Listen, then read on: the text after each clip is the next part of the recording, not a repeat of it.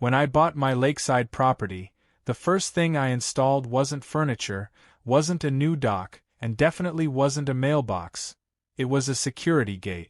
After years of living under an HOA dictatorship in another neighborhood, I swore I'd never again let a board committee of Karens decide how tall my hedges could be. The new house sat on 3 acres, and the gate, automated, steel, with motion sensors, was my line in the sand. It wasn't about paranoia. It was about peace. I wanted privacy, quiet, and distance from people who think neighborhood oversight is a personality. That lasted 2 months. Karen moved in across the gravel road, a 50-something woman with a permanent scowl, oversized sunglasses, and an aura of judgment so thick it could power a leaf blower. She'd bought the lot next to mine, a smaller one without a gate, and from the day her moving truck arrived, she acted like my property was hers to manage. The first sign came when she knocked on my door holding a clipboard. "I'm forming a community improvement council," she said, as if she'd been elected by divine decree. "We'll meet weekly to establish guidelines. Your gate, well, it's very industrial. We'd like to see something more inviting." "We?" I asked. She smiled tightly. "Everyone who matters." That was my first taste of Karen logic.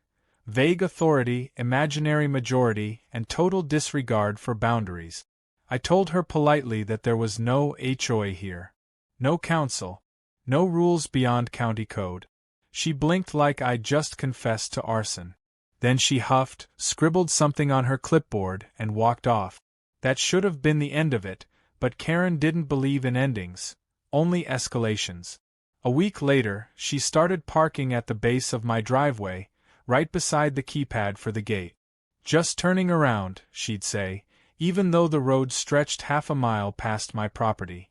Once, she even waved to my security camera like she was checking in for her shift. Then came the power issues. My gate, which had worked flawlessly, started malfunctioning, opening halfway, freezing mid-swing, closing on a delay. At first, I blamed the installer. Then I reviewed the footage. At 10:43 p.m. on a Wednesday, a woman in a bathrobe approached the control box with a flashlight. She tugged at the power cord, frowned, then yanked it completely out of the socket. The camera caught her face in perfect HD clarity. Karen, barefoot, muttering something about safety hazards. I could have called the sheriff right then. Instead, I decided to let this play out. Some lessons are better learned the hard way. The next morning, I plugged the gate back in and watched as Karen stood across the road, arms folded, pretending to inspect her mailbox while keeping one eye on me. She wanted a reaction, a fight, a confrontation. I gave her a wave instead. The wave made her furious. She stomped off, and I could practically hear the gears turning in her head. Karen wasn't just angry. She was offended that her interference hadn't worked. To her, control was oxygen. Denial was suffocation. 3 days later, she struck again, but this time, fate decided to join the fun. It was Saturday afternoon, humid and gray, with rain threatening to fall. I was in my workshop tuning my generator when I heard the telltale metallic clank of the gate.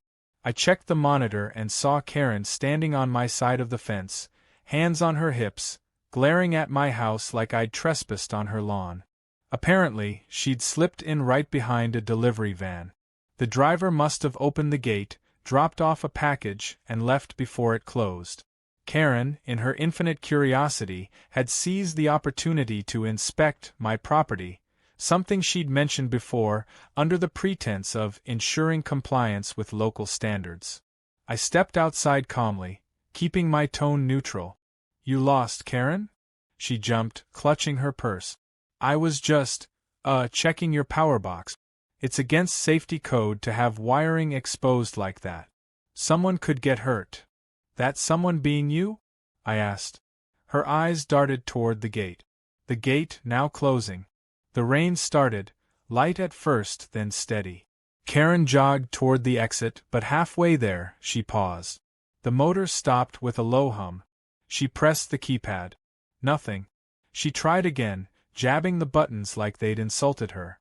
The lights on the panel flickered once and died. Then she realized what she'd done. She'd unplugged the gate's power again.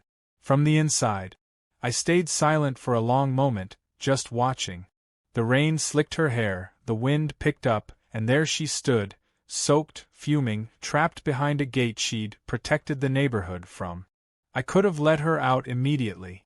Instead, I played the long game. Problem? I called out. This gate is malfunctioning, she barked, waving her arms. You should have had it inspected. You could get fined.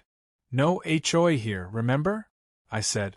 But since you're on private property, I could technically charge you for trespassing. She sputtered, gesturing wildly. You wouldn't dare. I smiled. You'd be surprised what I'd dare. She tried calling someone, probably her husband, but cell service near the lake was spotty. She stomped toward the control box, muttering about reporting me to the county. The box, of course, was locked. She tugged the cable she'd pulled earlier, now muddy and dripping, and tried to plug it back in. The outlet sparked. She yelped, dropping it immediately. I stayed dry under my porch roof, sipping coffee, pretending not to watch. It wasn't cruelty, it was patience. Karen had spent weeks invading my space, ignoring boundaries, and pushing her imaginary authority. Now the universe was giving her a mirror. After 10 minutes of futile attempts, she shouted, "Let me out! This is illegal imprisonment."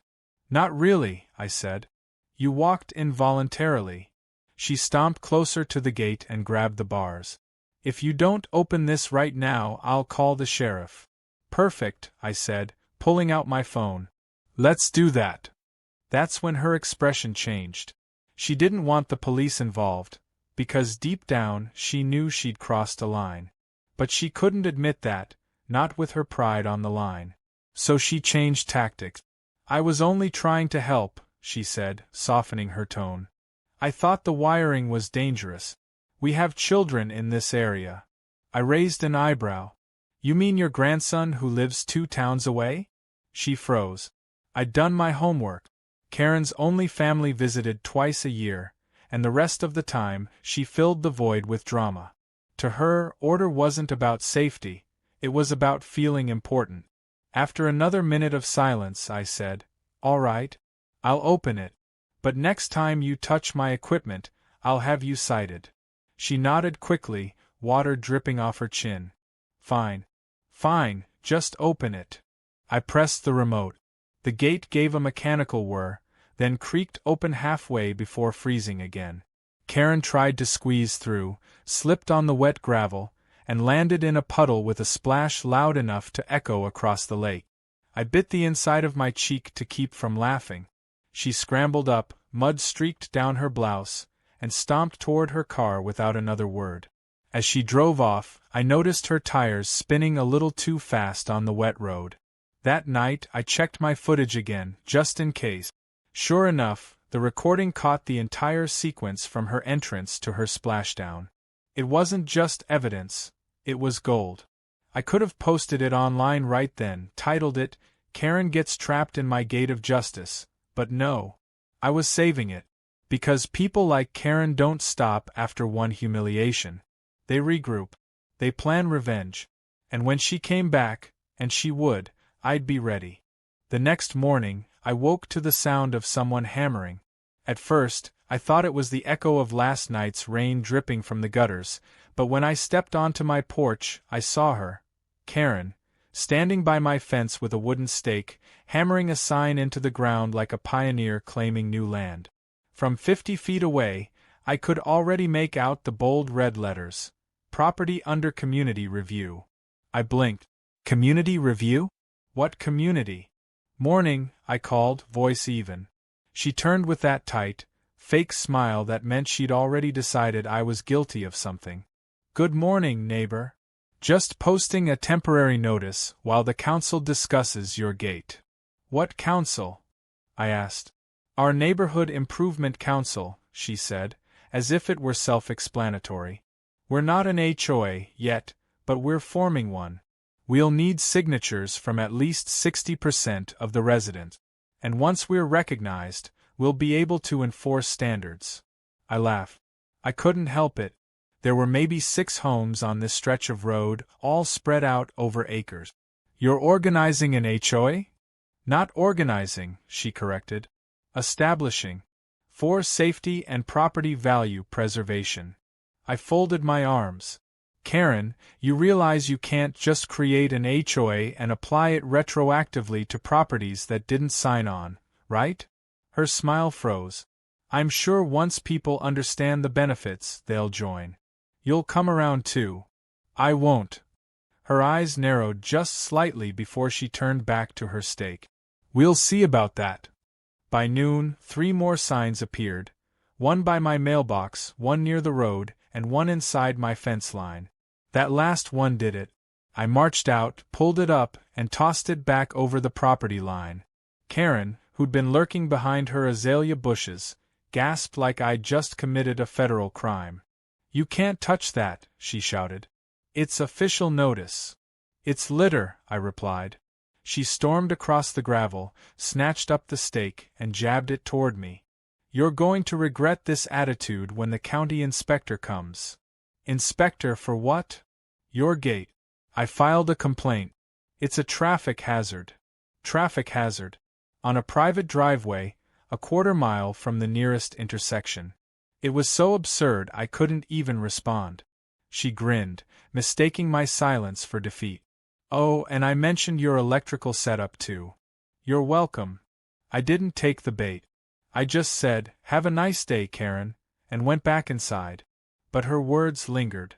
A county inspector actually showing up could be a headache. So that night, I checked my cameras again and organized all the footage, every instance of her tampering with the gate, pulling cords, trespassing. I even backed it up to an external drive. Karen wanted a war of paperwork? I was fluent in documentation. 2 days later, her bluff turned real. A white pickup with a county seal rolled up around noon. Out stepped a man in a tan shirt, clipboard in hand. "Mr. Davis?" he asked. "Got a report about an unsafe electrical installation on your gate?" I smiled. "You're welcome to check it." He did. A full inspection, even opened the panel. Everything was up to code. When he was done, he nodded. "Looks solid. I'll close the complaint as unsubstantiated."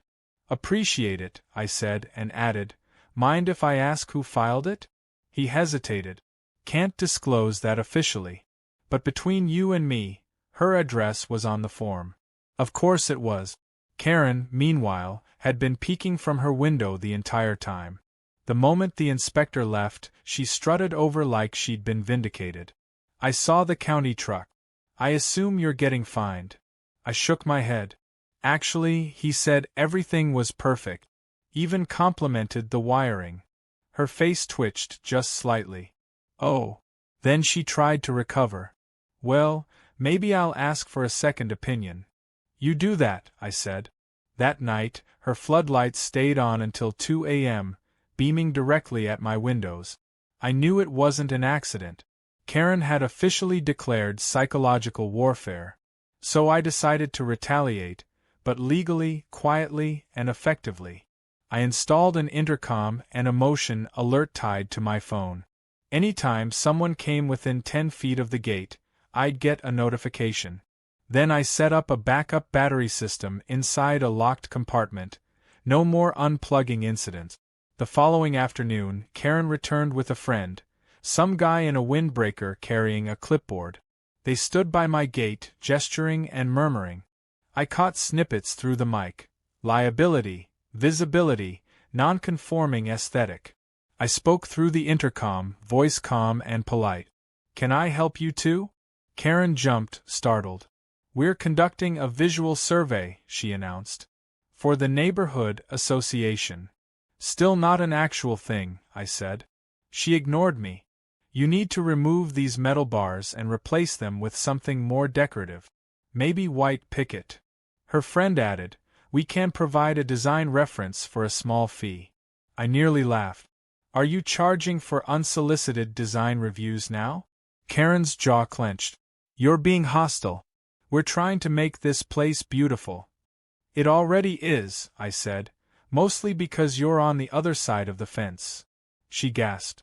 Her friend scribbled something on his clipboard like he was writing a police report. They left in a huff. That night, I got a text from my neighbor 2 lots down, an older guy named Ron who raised goat. "Hey, just a heads up," he wrote. "That lady's going door to door asking us to sign some HOA petition. Told her to buzz off." So she was really doing it. I thought about ignoring her crusade, but then I realized something. If she somehow convinced enough people, I'd have to spend months fighting it legally. I needed to end this before it grew teeth. The next morning, I visited every neighbor myself. Ron was easy, he'd already dealt with her nonsense. The couple by the dock laughed so hard when I mentioned her HOA plan they nearly spilled their coffee. "She told us you're building a bunker," the wife said. "We told her you're probably building it to hide from her." By the end of the day, 5 out of 6 households had promised not to sign anything she presented. That left one. The empty vacation home owned by an out-of-state investor. Karen's 60% dream was mathematically impossible. When she found out, she went quiet for 2 days. Too quiet. Then, on the 3rd morning, my intercom pinged at 7:12 a.m. I checked the feed. Karen stood by the gate again, but this time she wasn't alone. 2 county patrol cars idled behind her. "Sir," one deputy said over the speaker, "we've received a report of someone blocking public access to the road." Of course, Karen had upped the ante to law enforcement. I walked down calmly, recording the entire exchange. "Morning, officers. This is a private driveway, not a public road. The deed and easement records are on file." Karen cut in. "He's lying. This used to be an open lane before he installed that monstrous gate. It's restricting emergency vehicle access." The deputy frowned. "Ma'am, this looks like private property." "It's shared," she insisted. "Everyone used to use it to access the lake." I handed the deputy a folder I'd prepared weeks ago with my property plat, survey maps, and the county's own road maintenance documents showing the line stopped 200 feet before my gate. He scanned them and nodded slowly. "Looks in order," he said. Then to Karen, "Ma'am, you can't file false reports. That's a misdemeanor." Karen's mouth opened and closed like a fish. I was just concerned for safety." "Understood," the deputy said. "But this is clearly private. Let's not waste resources on personal disputes." They left. Karen stood there trembling with rage, face flushed crimson.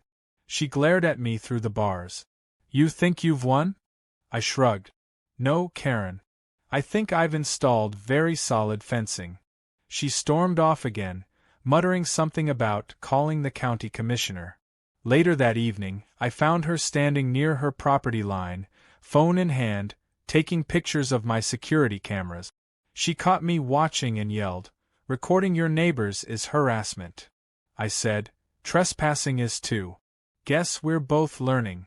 She stomped back to her house, slamming the door loud enough to rattle her shutters. But that night, around midnight, my gate sensors went off again. I pulled up the live feed. There she was, Karen, wearing dark clothes, creeping up to the power panel like a burglar. She glanced around, crouched, and reached for the cable. I almost let her do it again just to watch what happened next. But then I remembered, I'd upgraded the panel. It wasn't just battery protected now, it had a silent alarm. As soon as she tugged the wire, a small red light blinked in her face. She froze, eyes widening. Then, in the distance, my motion-activated floodlights flared on, washing her in white. She screamed, dropped the cable, and sprinted for the exit. But the gate was closed. Trapped again. I leaned back in my chair, watching the feed with a slow smile. "Round 2, I muttered. And this time, I had every intention of letting it play out. When Karen found herself trapped inside my gate for the second time, I didn't rush outside. I just sat there in my office, sipping coffee while watching her flail on the camera feed. She darted from one side to the other like a squirrel realizing it was on the wrong side of traffic. My motion lights threw sharp shadows across her yard, making her look like an actor on a stage she didn't want to be on. She shouted something toward the house, but I didn't answer. The intercom picked up her voice anyway. "This is harassment," she yelled. "You can't keep locking me in like some animal." I clicked the mic. "Karen, you unplugged the gate. Again. I was checking for tampering. By pulling the wires? I thought it was malfunctioning," she snapped, voice trembling between rage and embarrassment. "You're not allowed to keep security measures that endanger the community." I leaned forward. "Karen, the only thing in danger here is your reputation." She froze. "What's that supposed to mean?" "It means I've got every second of this on video," I said evenly. "And I've got your previous visit saved too. County officers might like to see the sequel." Her lips parted, then tightened. "You wouldn't dare." "Oh, I would," I said. "But I'm a nice guy. So here's a deal: walk away, stop touching my property, and I'll forget it happened." She hesitated, caught between pride and self-preservation. "You can't prove I meant any harm." "The camera also recorded audio," I reminded her. "You literally said, 'I'm checking for tampering.' That's intent, Karen." She didn't move for a moment. Then, muttering curses under her breath, she plugged the cord back in. The gate came to life with a hum, the lights blinking green. She bolted through before it even opened halfway, scraping her arm on the bars in her rush to escape. I let out a long breath and finally relaxed. 2 encounters like that in less than a week. If she had any sense, that would have been the end of it. But Karen wasn't wired for sense, only spectacle. By Monday, her new tactic emerged: public shaming. It started with flyers. Dozens of them, slipped into mailboxes, tacked onto trees, even one taped to my own fence post. They all read, in blocky all-caps font, "Dangerous electric gate, possible code violation, report immediately to County Safety Board." Each one had a blurry zoomed-in photo of my gate, grainy like she'd printed it from a security feed of her own. Ron the goat guy dropped by holding one. "You see this nonsense?" he asked, laughing. "She's passing these out at the gas station." I shook my head. "She's escalating. She told folks you wired the thing to electrocute trespassers." That made me laugh outright. If I had, she'd have found out the hard way. Ron grinned. "She's out of her mind, man. Want me to talk to her?" "No," I said. "Let her dig her own hole. Just make sure your goats don't wander onto her property. I don't need her calling animal control next." He nodded. "Fair enough." By Tuesday afternoon, Karen's rumor campaign had reached the county Facebook group. Posts started appearing under the headline "Safety Alert, Electrified Gate at Lakeshore Drive."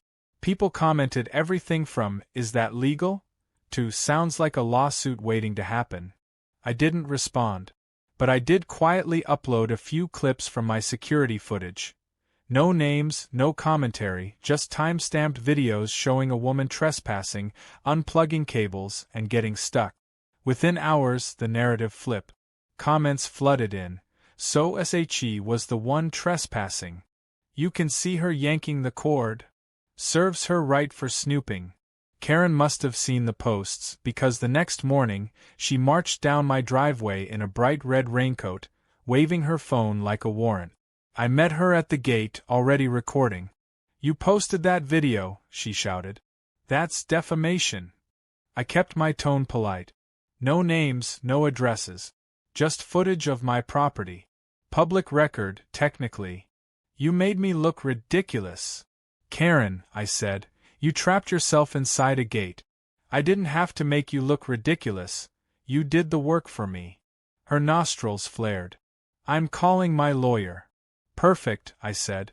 "Tell them I'll be expecting a call. I've got evidence to share, too."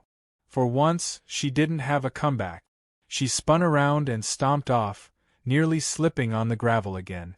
That night, I thought it might finally be over. The quiet was nice. No lights, no pounding, no motion alerts. But just before midnight, I got a text from Ron. "You awake?" it read. I replied, "Yeah, why?"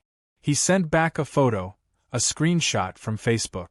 The post showed my gate again, But this time Karen had circled one of the motion lights in red and captioned it, "Illegal surveillance. Filming minors. Police have been notified." I blinked at the screen. That wasn't just slander, that was nuclear. I grabbed my keys and drove down the road to Ron's place. His porch light was on, and he met me outside holding his phone. "She's losing it," he said. "She tagged half the neighborhood in that post. She's accusing me of filming children." He nodded grimly. "That's serious. You might want to nip it fast." I thought for a long moment. Karen wasn't just being nosy anymore, she was weaponizing lies. She'd crossed from nuisance to liability. So I made a call. My cousin, Mark, was a deputy in the next county over. I explained the situation: trespassing, harassment, now public defamation. He told me exactly what to do. Document every post, every video, every complaint number. Then file a harassment report through the county sheriff's office. By sunrise, I'd compiled a neat folder of evidence, complete with timestamps and screenshot. I walked into the sheriff's substation, dropped it on the counter, and said, "I'd like to report ongoing harassment by a neighbor." The deputy skimmed the first few pages and whistled. "She's really been busy, huh?" "She's treating it like a full-time job," I said. They took the report seriously, especially the false public allegations. One of the deputies even recognized her name. "Oh yeah, she filed noise complaints against half the county last year," he said. "We're familiar." They promised to send a warning her way. I didn't expect much, but that evening, a patrol car stopped by her house. From my porch camera, I watched the deputy talk to her at the door. Her voice was high, frantic, hands waving in every direction. The officer stayed calm, writing something on a notepad before leaving. For about 48 hours, everything went quiet. Then came Friday. I woke up to pounding, furious, insistent pounding, on my gate. I opened the monitor feed and nearly spat out my coffee. Karen stood there holding a megaphone. "Attention, residents of Lakeshore Drive." Her voice blasted through the speakers, distorted and shrill. "This man is illegally detaining mail carriers and endangering children with hidden electric equipment." I blinked, half in disbelief, half in admiration for the sheer audacity. She'd actually bought a megaphone. I stepped outside, remote in hand. "Karen!" I shouted. "Step away from my gate before I call the sheriff again." "Go ahead," she yelled, brandishing the megaphone like a sword. "Everyone will know what you're doing." My other neighbor, a quiet retiree named Maggie, peeked out from her porch across the road. "For heaven's sake, Karen," she shouted. "It's 7 in the morning." Karen ignored her. "He's filming us all. He's dangerous." I sighed, pressed the intercom, and said, "Karen, smile." She blinked. "What?" I raised my phone. "You're on camera again." Her expression twisted into panic, then fury. She lunged toward the gate, yanking on the bars. "You can't record this." "I can," I said. "It's my property. And you're making a scene." Within minutes, another patrol car appeared, same deputy as before. He stepped out, took one look at her, and said, "Ma'am, we talked about this." Karen spun on him. "He's threatening me." The deputy pointed to the camera. "He's been sitting on his porch. I feel unsafe." "Then go home," he said dryly. For a moment, she looked like she might actually explode. But instead, she hurled the megaphone onto the ground, stormed back to her car, and sped off in a cloud of dust. The deputy turned to me. "You've got patience, I'll give you that." "Not patience," I said. "Just a long fuse." He grinned. "Well, if she comes back, call us again. We're starting to see a pattern." As he left, I stared down the road, the dust still hanging in the air. Karen's war wasn't over, it never ended, just paused between battles. But this time, she'd push things into public record. And public records have a funny way of turning against the people who misuse them. I had no idea yet how fast her crusade was about to collapse, but I knew it was coming. Because the next twist wasn't mine. It was karma's. Karen disappeared for almost an entire week after the megaphone meltdown. The quiet was unnerving, like standing in the eye of a storm. My cameras caught glimpses of her car coming and going, but she didn't stop by the gate, didn't post anything new online, didn't so much as glance in my direction. I almost believed she'd finally accepted defeat. Then, one Thursday morning, a man in a suit arrived at my door holding a folder. "Mr. Davis?" he asked. "I'm with the county zoning office. We received a citizen petition requesting an emergency review of your property for non-compliance." Of course. He was polite and professional, clearly embarrassed to even be there. I invited him in, poured him coffee, and handed over all my paperwork. Property deed, electrical inspection certificate, county sign-off for the gate installation. After 10 minutes of reviewing it, he shut the folder and sighed. "Everything here is in perfect order," he said. "Frankly, the complaint reads like someone copied sections of county code without understanding them." "Let me guess," I said. "The petitioner lives across the road?" He gave a weary smile. "You didn't hear it from me." I walked him out, shook his hand, and watched as his county vehicle rolled down the driveway. Just before it turned onto the road, Karen appeared from her porch like a prairie dog spotting movement. She rushed toward his car, waving papers of her own. I could hear snippets of her voice: unsafe wiring, threat to children, negligent homeowner. The inspector rolled down his window just long enough to say something I couldn't hear, then pulled away. Karen's expression as the car disappeared told me everything I needed to know. She'd lost again. That should have been the end, but people like Karen don't quit, they escalate sideways. When control fails through authority, they turn to gossip. The next day, my mail included a strange envelope, "No return address," typed label. Inside was a single sheet of paper. Community notice. Homeowner at 117 Lakeshore is under investigation for electrical safety violations. Residents are urged to avoid contact until resolved. I stared at it for a long moment, then laughed out loud. She'd made her own official-looking notice. She'd actually forged one. That afternoon, I drove down to Ron's place again. He was sitting on his porch feeding goats, as usual. I handed him the letter. "She's outdoing herself," he said, chuckling. "She dropped one of those off here too. Said she was protecting the community." "I think she's protecting her ego," I said.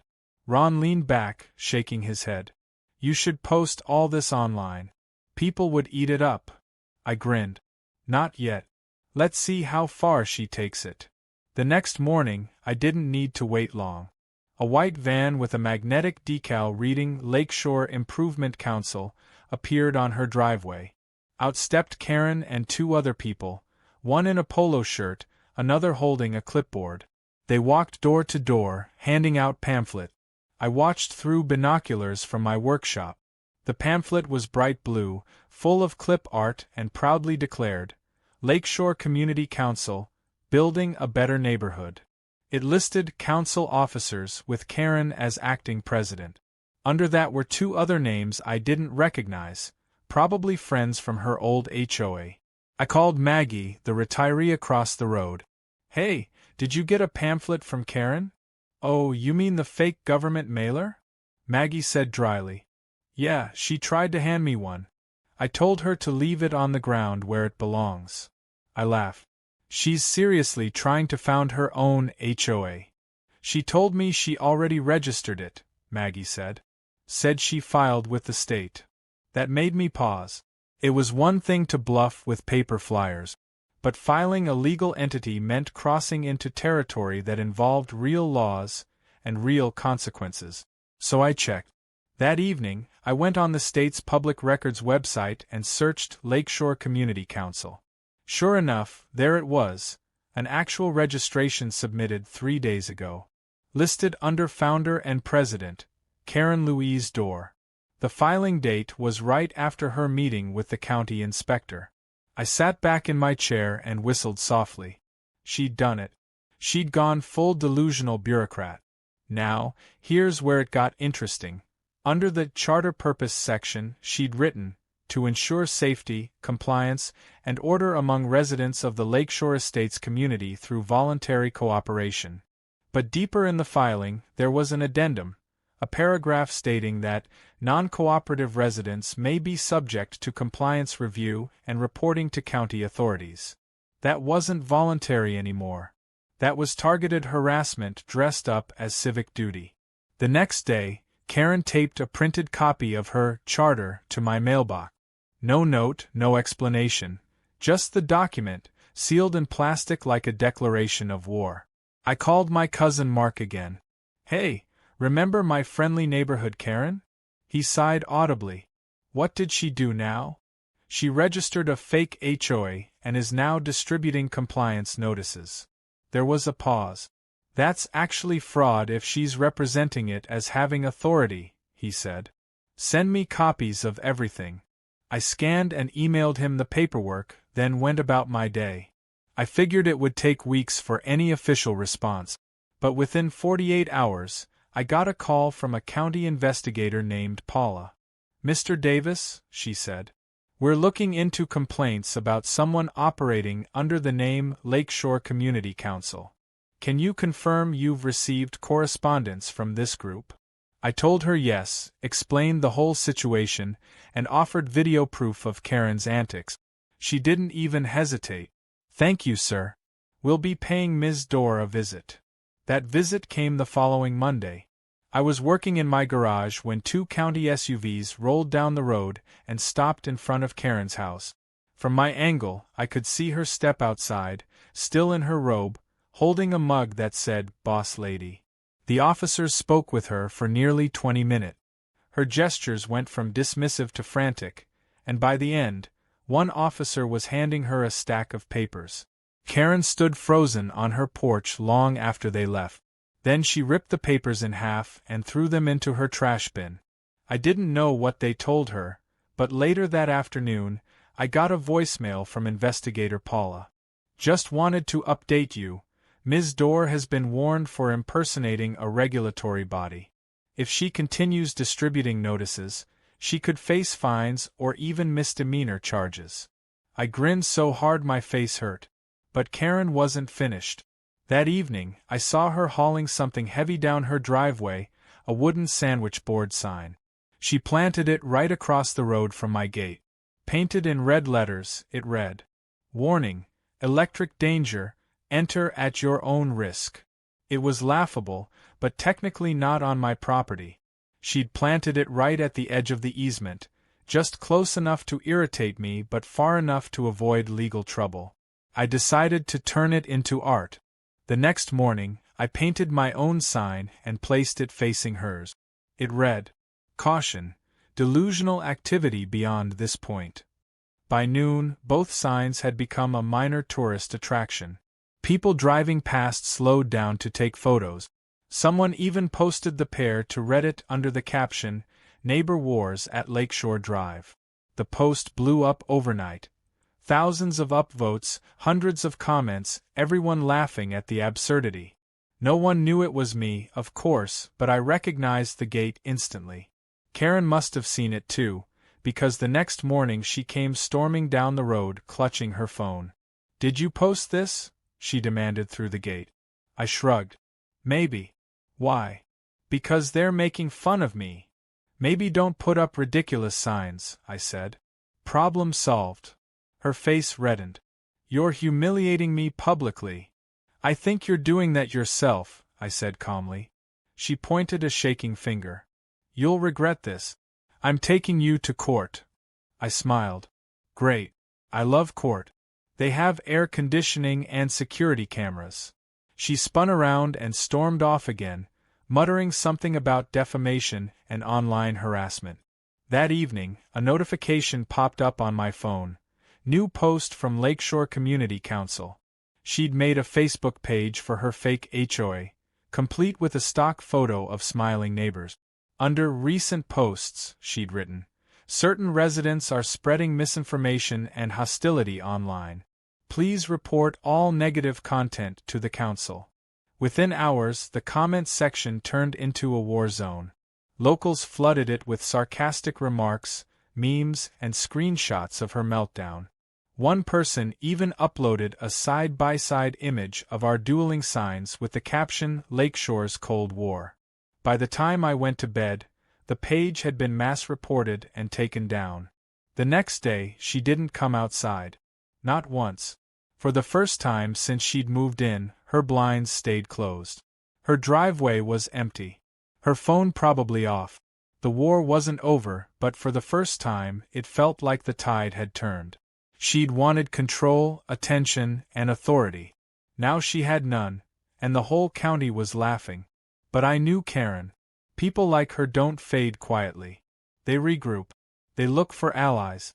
And as I'd soon learn, she'd found one. The silence didn't last. It never does with people like Karen. When she disappeared behind those blinds, I knew she wasn't retreating. She was plotting. The calm was just her gathering storm clouds.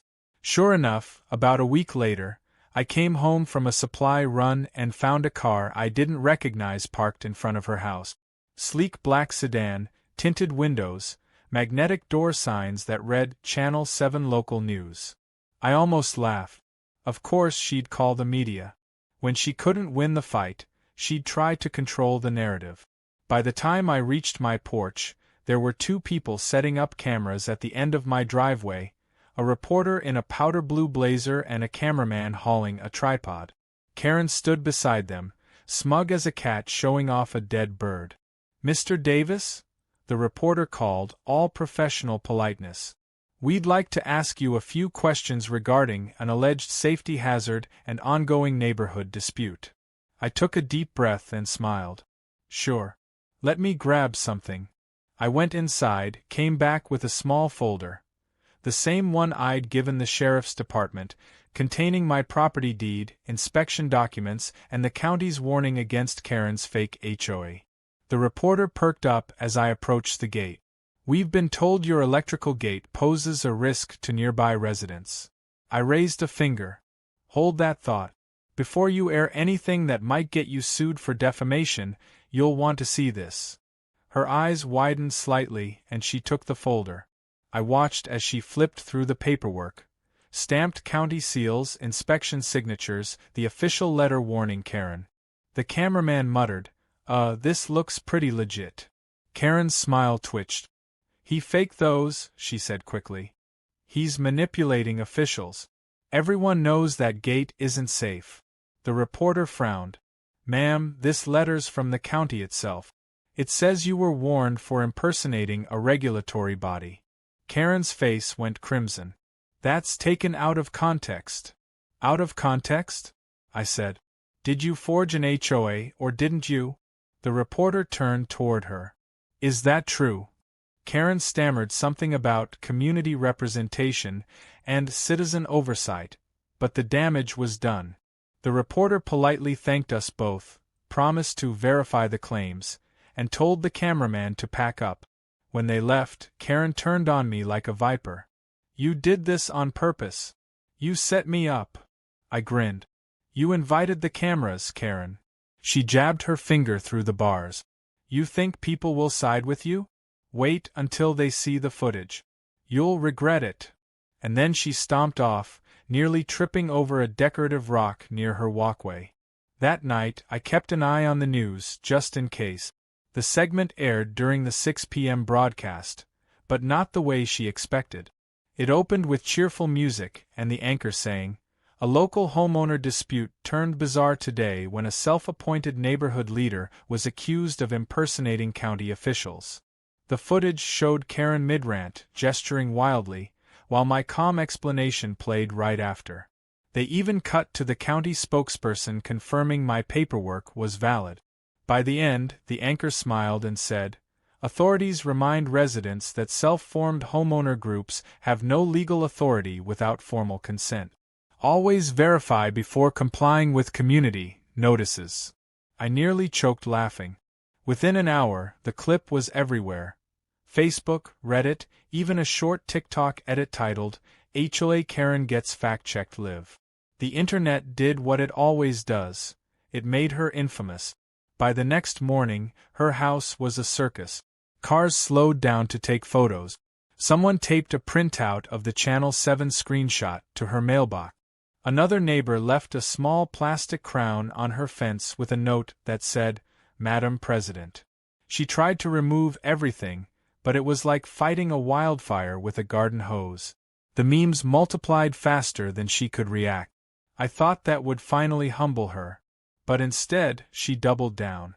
On the third day, I heard hammering again. When I went outside, I saw Karen and a man in overalls digging near the shared property line. I walked over to the gate intercom. "Karen," I called, "what are you doing?" She didn't look up. "Building a safety barrier." "A what?" "A barrier to protect the neighborhood from your illegal electric hazards." The man in overalls glanced at me, clearly uncomfortable. Ma'am, this is his side of the property line." She barked, "Just dig. I'll handle the paperwork later." I sighed and called out, "Sir, you might want to leave before you become an accessory to trespassing." The guy looked torn, then mumbled, "Sorry, lady," dropped his shovel, and drove off. Karen screamed after him, "You'll regret this. I'll sue you both." She stormed back inside, slamming her door so hard her porch light flickered. I thought that would be it, but the next morning, the true absurdity revealed itself. Overnight, she'd built her own makeshift fence along the road. PVC pipes, cheap mesh wire, zip ties, and a sign that read, "Community Safety Zone, authorized personnel only." It looked like something between a toddler's art project and a zombie apocalypse barricade. Maggie called me laughing so hard she could barely talk. She fenced herself in. The mailman couldn't even deliver her letters, had to toss them over the top. I drove by later that afternoon just to see. She was pacing behind the mesh like a zoo exhibit, barking orders at no one in particular. 2 hours later, the county truck showed up again. Same inspector as before. I watched through binoculars as he spoke with her for a long while, then began tearing down the fence piece by piece. That evening, she came stomping up the road toward my property. Her face was blotchy, eyes puffy, voice raw. "You called them," she screamed. "I didn't have to," I said. "You're obstructing public access. That road belongs to the county. They're all against me because of you. Or maybe because of your fake HOA, your forged notices, and your homemade fence?" She trembled with rage. "You think you're so smart, hiding behind your cameras and paperwork. But I've got friends too." "Friends?" I asked, raising an eyebrow. That's when I saw movement behind her, another person stepping out of her driveway. A man, mid-50s, thick mustache, wearing a bright yellow safety vest. He carried a clipboard with "Private Security Consultant" printed on it. Karen turned, triumphant. "This is Dennis. He's helping me investigate community code violations." Dennis gave a slow nod, clearly trying to look authoritative.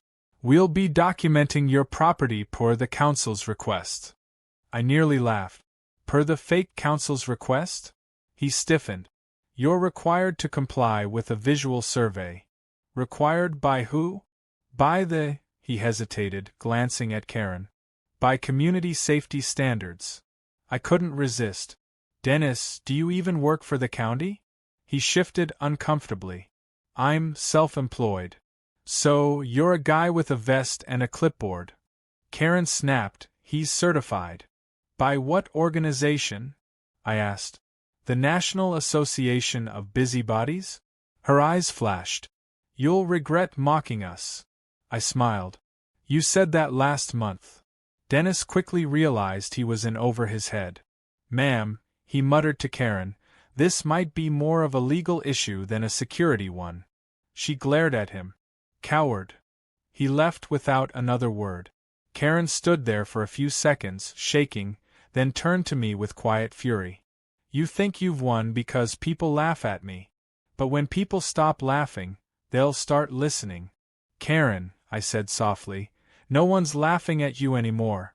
They're worried about you." Her face changed, just for a second the mask slipped. I saw exhaustion behind the anger, loneliness behind the noise.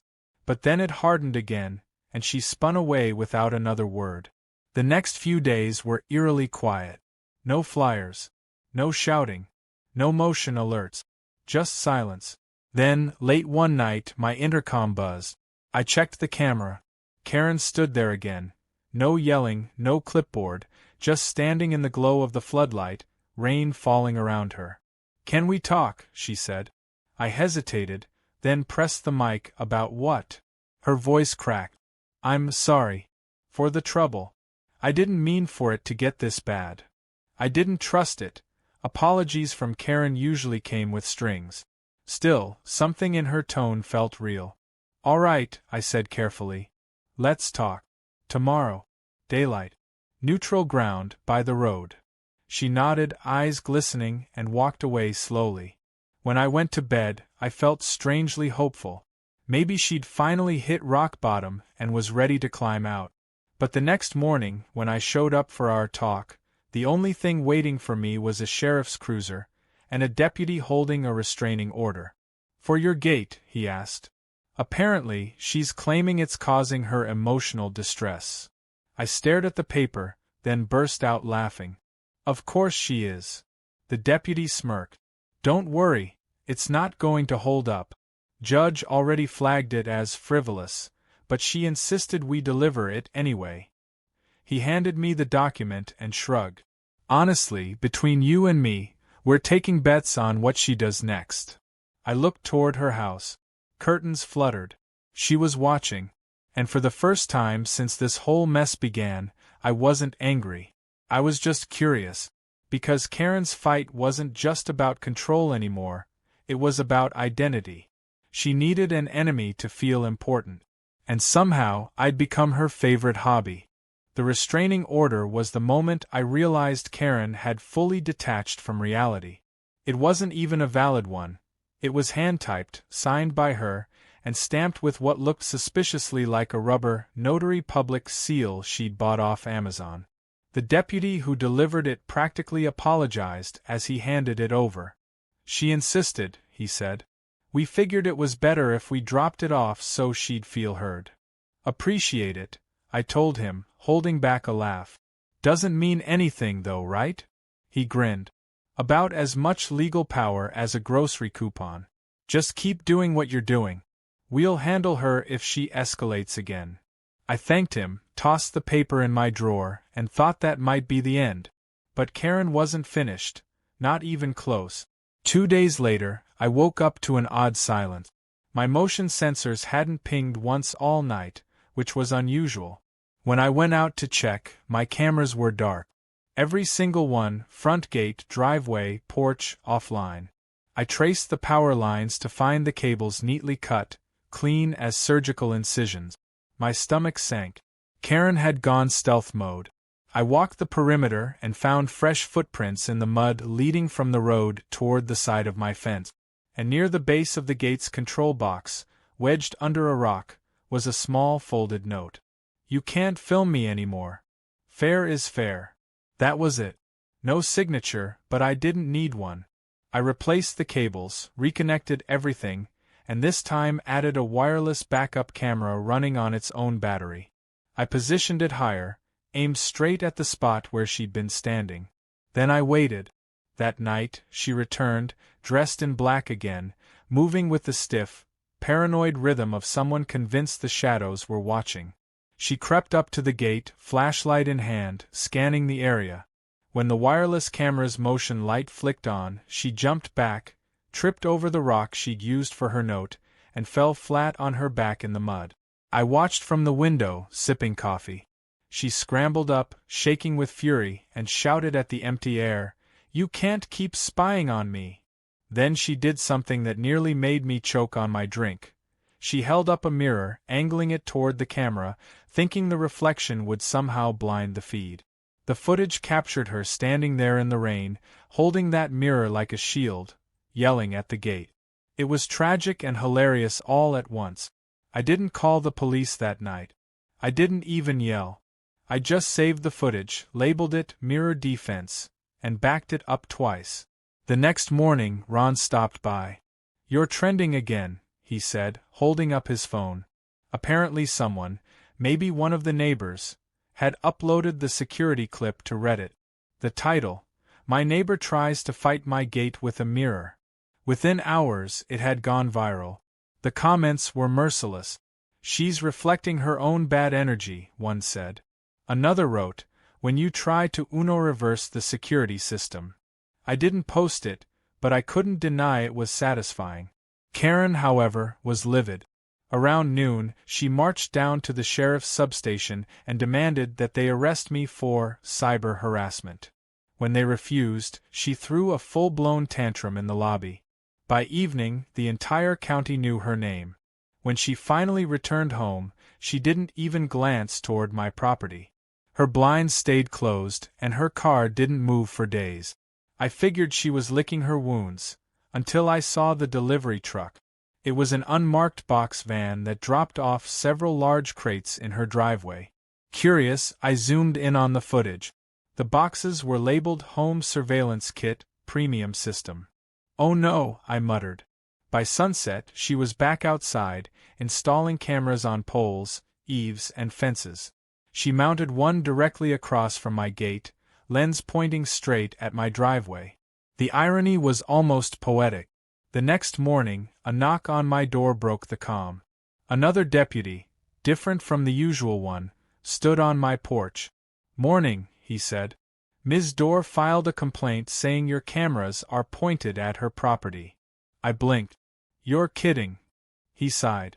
"Nope. But when we looked at the footage she submitted, it's literally a video of her cameras watching your property. We told her that and she claimed it was reciprocal observation." "Meaning?" "She said if you can film her, she can film you. Which, technically, isn't illegal. So, for now, we're telling you both to knock it off." I nodded. "Fair enough." After he left, I realized this wasn't a battle of property anymore. It was psychological trench warfare. And she was unraveling faster than I'd imagined. Over the next week, her new obsession took shape: noise. She started blaring music at odd hours. Old patriotic marches, opera, even a looping recording of barking dogs. The sounds were relentless, echoing across the lake at 3 a.m. One night she switched to bagpipes. I recorded everything. Every hour-long blast, every decibel spike. I even measured the sound levels using an app and kept detailed logs. When I finally presented the evidence to the sheriff's office, the deputy just stared. "She played the Star-Spangled Banner at midnight for 45 minutes? Twice," I said. "That was enough." They issued her an official nuisance citation. The fine wasn't huge, $2.50, but it was the first real financial hit she'd taken. When she got served, she lost it. The cameras caught her ripping the citation in half, throwing the pieces onto her lawn, then screaming something about government conspiracy. But the best part came a few days later, when the county posted a public record of all active noise violations. There, in black and white, was her name. The local Facebook group had a field day. People started jokingly calling her the Lakeshore DJ. Someone even made a parody event called Karen Stock 2025, live from the gate. By the end of the week, she'd shut her music off completely. But she wasn't done scheming. Late one night, I got an alert from the motion system, not at the gate this time, but near the back of my property by the lake. I grabbed a flashlight and walked down the path quietly. There she was, standing by the waterline with a man I didn't recognize. They had a long cable stretched between them, leading toward my dock. "Karen," I called out, voice level. "Mind explaining what you're doing?" She jumped. The man dropped the cable, mumbling something and running off toward the road. Karen stayed rooted in place. "It's none of your business," she snapped. "It's my dock," I said. She crossed her arms. "Your electrical setup is leaking current into the water. I was testing it for safety." "With what?" "A garden hose and a copper wire." Her voice rose. "I'm saving the lake from you." I laughed. "You're trespassing again." "I'm performing a civic duty." "Good," I said. "Then the sheriff can give you a civic citation." I turned and called Mark, my cousin deputy. He arrived 15 minutes later with another officer. They found Karen still standing there, soaked, insisting she was conducting an environmental inspection. Mark shook his head. "Ma'am, you need to leave the property." "I have authority," she shouted. "No, you don't," he said. "And this time, we're filing charges." Her mouth fell open. "For what?" "For trespassing and interfering with private infrastructure."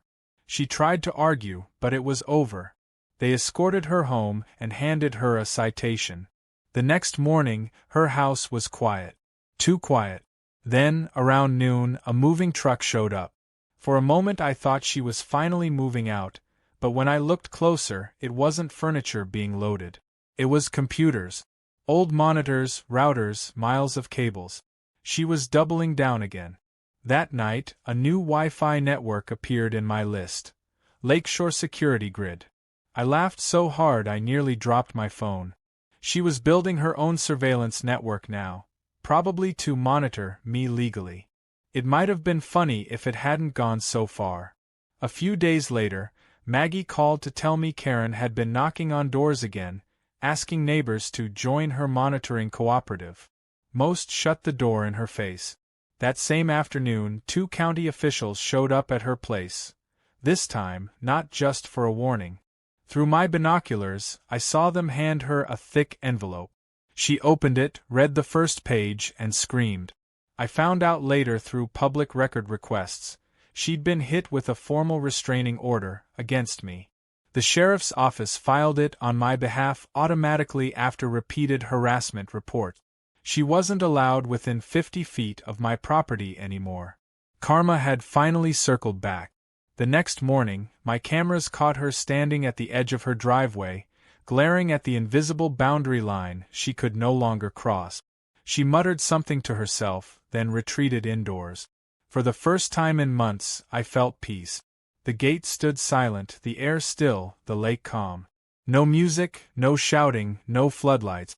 Just quiet. But deep down, I knew it wasn't over yet. Because people like Karen don't stop until they destroy themselves, or someone stops them. And as I'd soon learn, she was about to pick the wrong fight one final time. For a few blessed weeks, peace returned to Lakeshore Drive. The air felt cleaner without Karen's shouting, the nights finally silent without her bagpipes or patriotic remixes echoing across the lake. I spent my mornings on the dock again, coffee in hand, watching the sun creep over the water. My security system ran perfectly, my property untouched, my gate humming smoothly with every quiet open and close.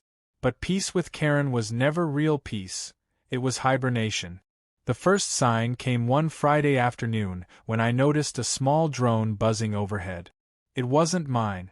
It hovered over my gate, zipped around the property, and darted toward the lake. I could see the little red light on its camera lens. I sighed, pulled out my phone, and turned on the signal jammer I'd bought after her last stunt. The drone's propellers sputtered, and it dropped straight into the shallow end of my lake with a satisfying splash. 2 minutes later, I heard the unmistakable sound of someone screaming from the road. "You destroyed my property." I turned to see Karen standing behind her fence, holding a remote controller. Her hair was wild, her eyes red, and she was shaking with rage. "That drone cost me $800, she yelled. I smiled faintly. "That's what happens when you violate privacy laws." She stomped her foot. "It's public airspace. I was conducting an aerial survey. On private land," I reminded her. "There's a difference. I have a right to gather evidence." "For what?" I asked. Her mouth opened, but nothing came out. She just screamed again and stormed back inside. That night, I filed one last report with the sheriff's office, attaching the footage of the drone and the timestamps proving it was operated from her driveway. They didn't even need an explanation anymore. They knew the name, the pattern, the story.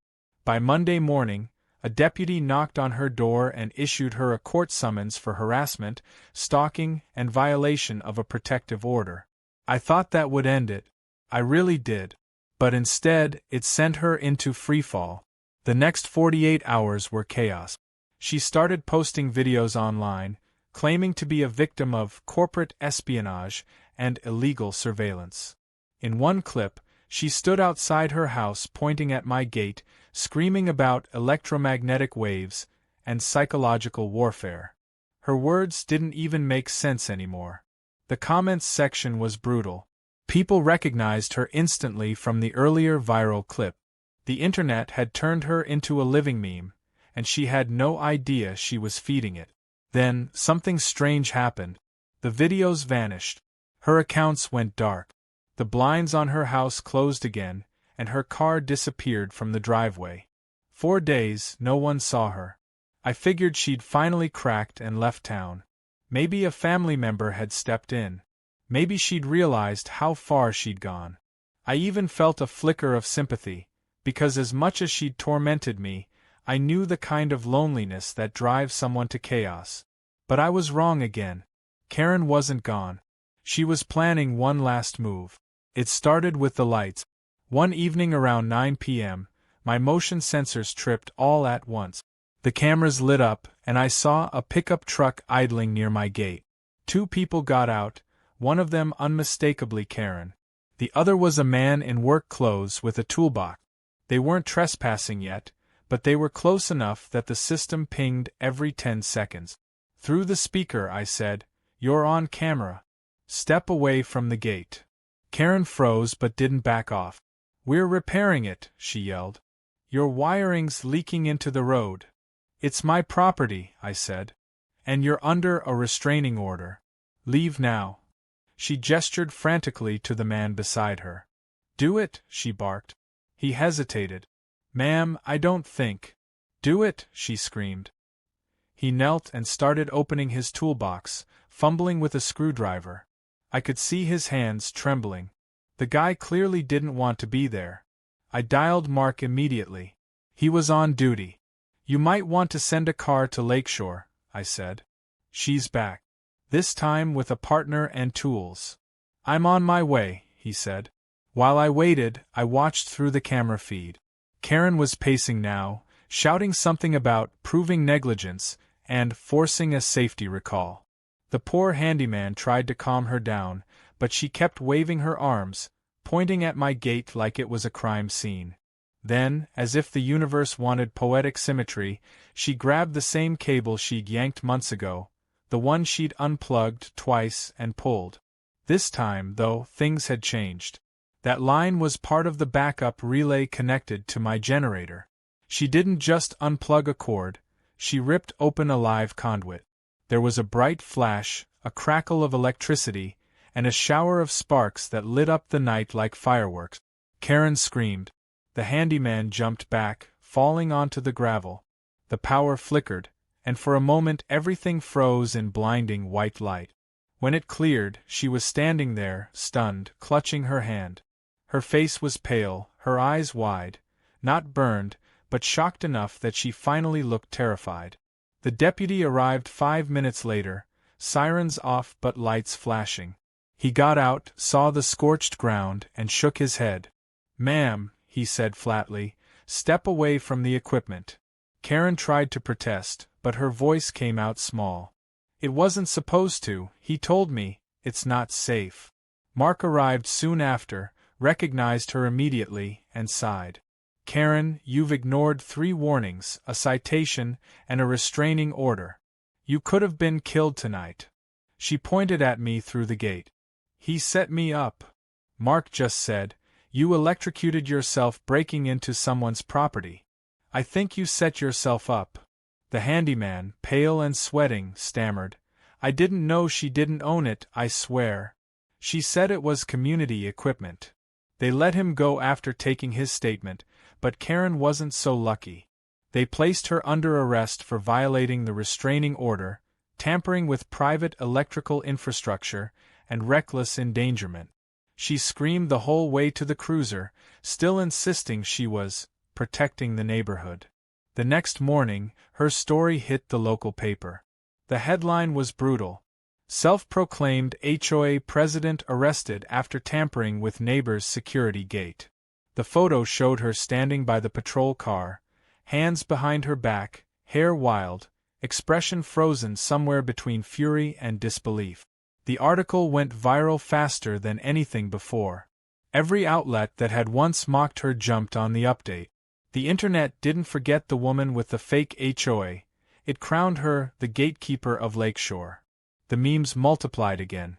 Karen behind a gate, Karen holding a mirror, Karen holding a sign that read Community Safety Zone. She'd become a digital cautionary tale. After that, her house sat empty for weeks. Eventually, a for sale sign appeared on her lawn. No one saw her pack. No moving trucks, no goodbye, just gone. Word spread that she'd taken a plea deal for misdemeanor trespassing and property tampering, and part of her agreement was mandatory therapy. When the new owners moved in, a quiet retired couple, they stopped by to introduce themselves. "We heard there used to be some, excitement around here," the husband said gently. I smiled. "Let's just say the neighborhood's a lot quieter now." He chuckled. "We like quiet." That evening, I stood by the lake as the sun went down. The reflection of the gate shimmered in the water, solid, steady, peaceful. I thought about everything that had happened, the flyers, the fake HOA, the cameras, the restraining orders, the drone, the arrest. All that chaos, all that noise, all because one person couldn't stand the idea of someone else living peacefully without her control. I didn't hate her anymore. Honestly, I felt something closer to pity. People like Karen build little empires of delusion because they're terrified of irrelevance. The gate wasn't her enemy. It was a mirror, reflecting everything she couldn't control about her own life. A week later, I got a letter in the mail with no return address. Inside was a single note, handwritten in neat cursive. "I'm leaving Lakeshore for good. You won. But maybe it's better that way. I wasn't happy here, and I don't think you were either. I hope the quiet brings you peace. It's bringing me something too, clarity." I read it twice. There was no apology, no bitterness, just resignation. For a moment, I almost wished her well. That night, as I locked the gate one last time before bed, I paused and glanced at the camera feed. The reflection of the red light blinked softly in the dark. For the first time in months, there were no false alerts, no shouting, no chaos, just stillness. I smiled. "Sleep tight, Karen," I murmured. The gate closed with its familiar hum, sealing the line between order and madness once and for all. And just like that, peace finally meant something again.